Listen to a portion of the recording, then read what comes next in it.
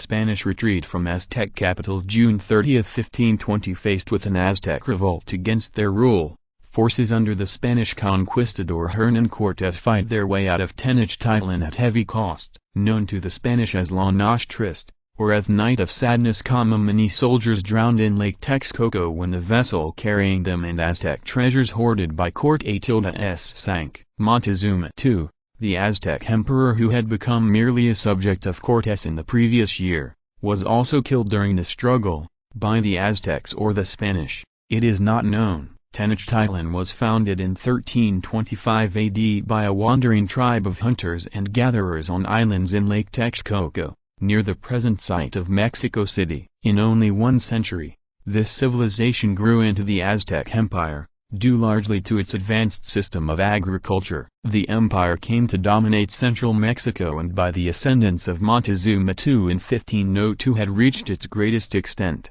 reaching as far south as perhaps modern-day Nicaragua. At the time, the empire was held together primarily by Aztec military strength, and Montezuma II set about establishing a bureaucracy, creating provinces that would pay tribute to the imperial capital of Tenochtitlan. The conquered peoples resented the Aztec demands for tribute and victims for the religious sacrifices, but the Aztec military kept rebellion at bay. Meanwhile, Hernán Cortés, a young Spanish-born noble, came to Hispaniola in the West Indies in 1504. In 1511, he sailed with Diego Velázquez to conquer Cuba and twice was elected mayor of Santiago, the capital of Hispaniola. In 1518, he was appointed captain general of a new Spanish expedition to the American mainland. Velázquez, the governor of Cuba, later rescinded the order, and Cortés sailed without permission. He visited the coast of Yucatan and in March 1519 landed at Tabasco in Mexico's Bay of Campeche with 500 soldiers,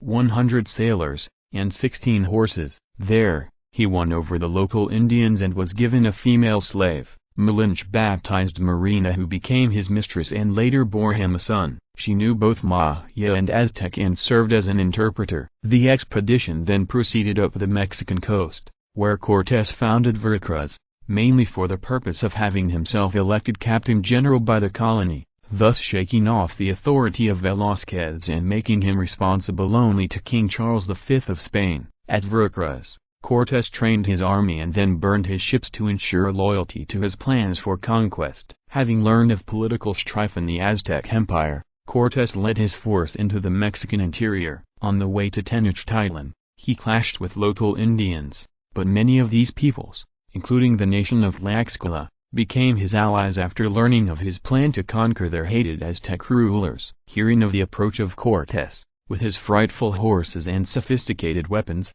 Montezuma II tried to buy him off, but Cortés would not be dissuaded. On November 8, 1519, the Spaniards and their 1,000 Tlaxcala warriors were allowed to enter Tenochtitlan unopposed. Montezuma suspected them to be divine envoys of a god Quetzalcoatl, who was prophesied to return from the east in 01 reed year, which 1519 was on the Aztec calendar. The Spaniards were greeted with great honor, and Cortés seized the opportunity, taking Montezuma hostage so that he might govern the empire through him. His mistress, Marina, was a great help in this endeavor and succeeded in convincing Montezuma to cooperate fully. In the spring of 1520, Cortés learned of the arrival of a Spanish force from Cuba, led by Panfilo Narváez and sent by Velázquez to deprive Cortés of his command. Cortés led his army out of Tenochtitlan to meet them, leaving behind a garrison of 80 Spaniards and a few hundred Tlaxcaltecs to govern the city. Cortés defeated Narváez and enlisted Narváez's army into his own.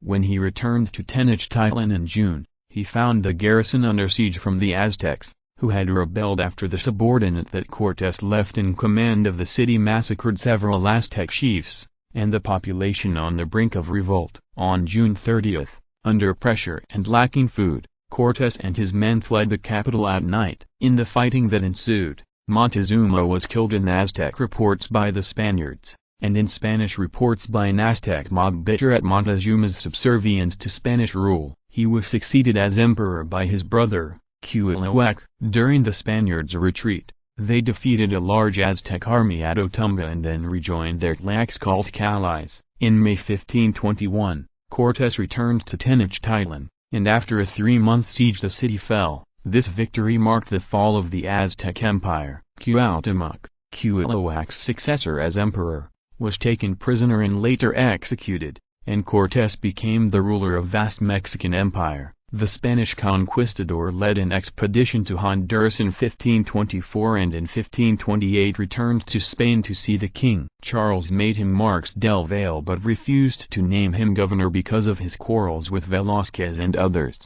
In 1530, he returned to Mexico, now known as New Spain, and found the country in disarray. After restoring some order, he retired to his estate south of Mexico City and sent out maritime expeditions from the Pacific coast. In 1540, he returned to Spain and was neglected by the court. He died in 1547.